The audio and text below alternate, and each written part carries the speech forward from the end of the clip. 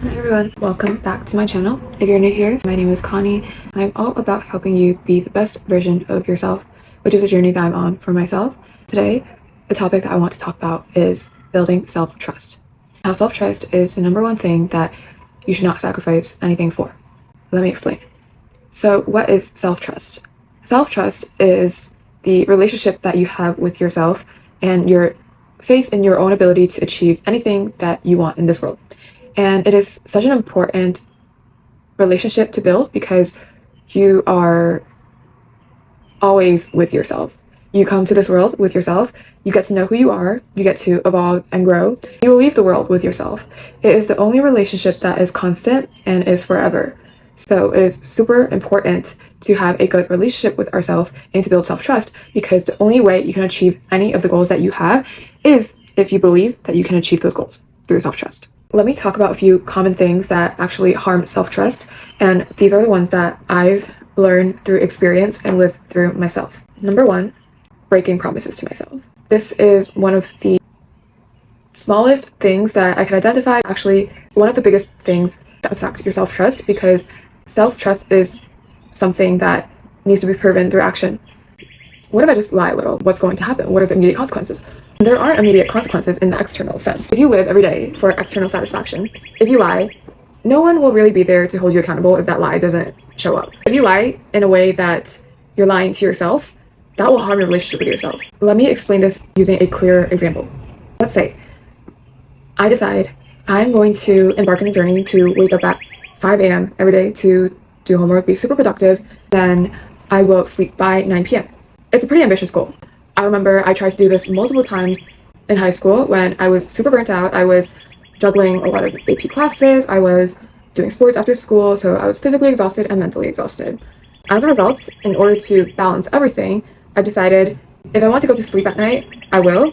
You know what? Tomorrow, I'll just be extra productive. I'll just wake up at 5 a.m. and speed through all of my homework. Each day where I heard my alarm and decided to snooze it, I lowered the belief in myself that I could actually achieve the act of waking up early and the promise I made to myself of waking up at 5 a.m. and being productive. As a result, even though nobody else could really see it, besides people that I told, I was beginning to judge and resent myself because I was a liar. I was lying that I would wake up at 5 a.m. and whenever I didn't, I snoozed through all the alarms, I would feel bad to myself because why didn't I achieve the goal that I set out to achieve? That was actually the top reason to address why, even though my mind wanted to wake up at 5 a.m. and be productive to still balance all the things I was juggling, my body could not really keep up and did not want to. There was no use in forcing myself to wake up at 5 a.m. I simply did not do it.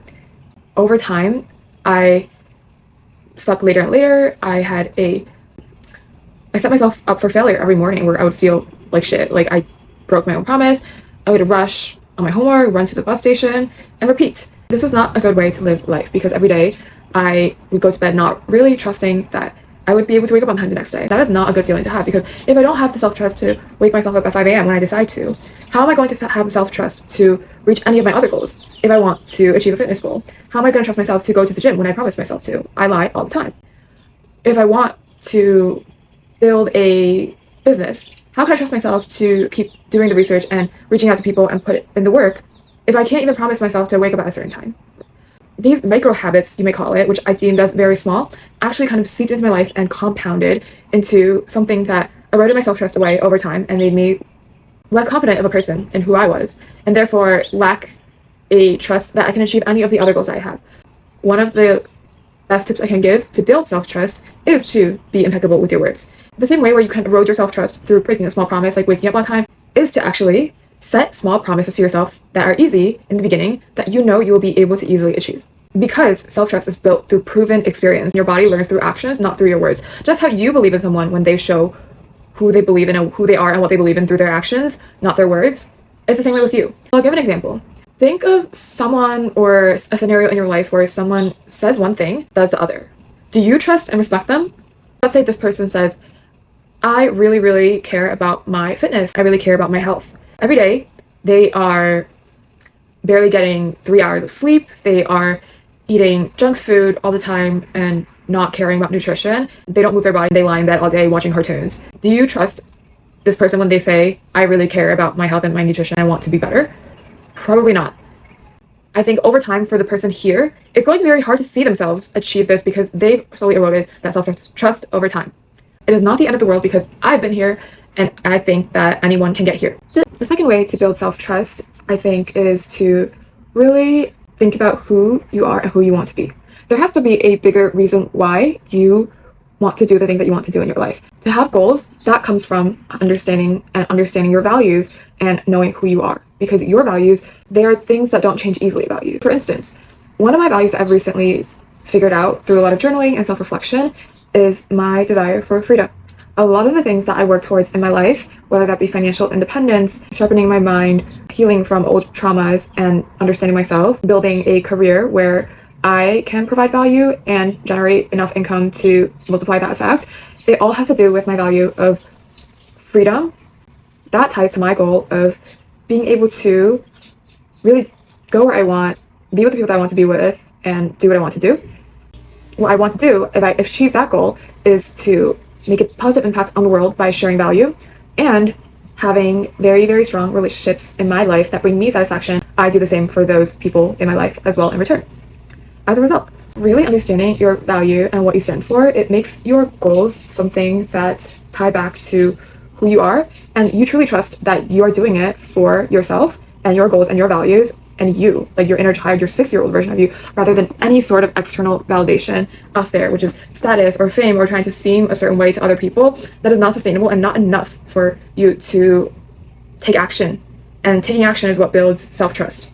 So to give an example of this tip in action, it is to figure out and be very, very honest with yourself what you truly want in life. And that can be totally different from your parents, your siblings, or your closest family members and friends. Or it can be very similar.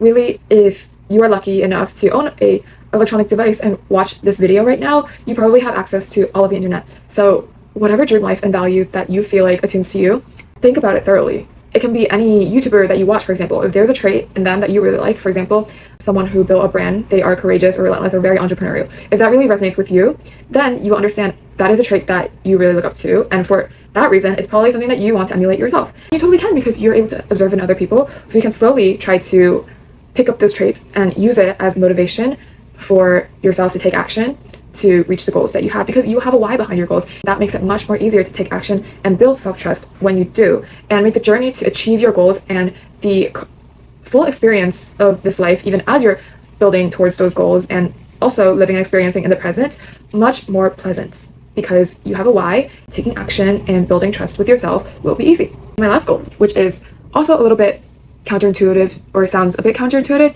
is do not make any promises to yourself which you can't keep, okay? If you don't think that you can 100% achieve that goal, I'm going to tell you, quit. And in doing this and telling yourself, if I don't have full dedication to achieving this the next day, or whatever promise you make to yourself, just to quit, you're freeing yourself from that feeling of doing anything out of obligation.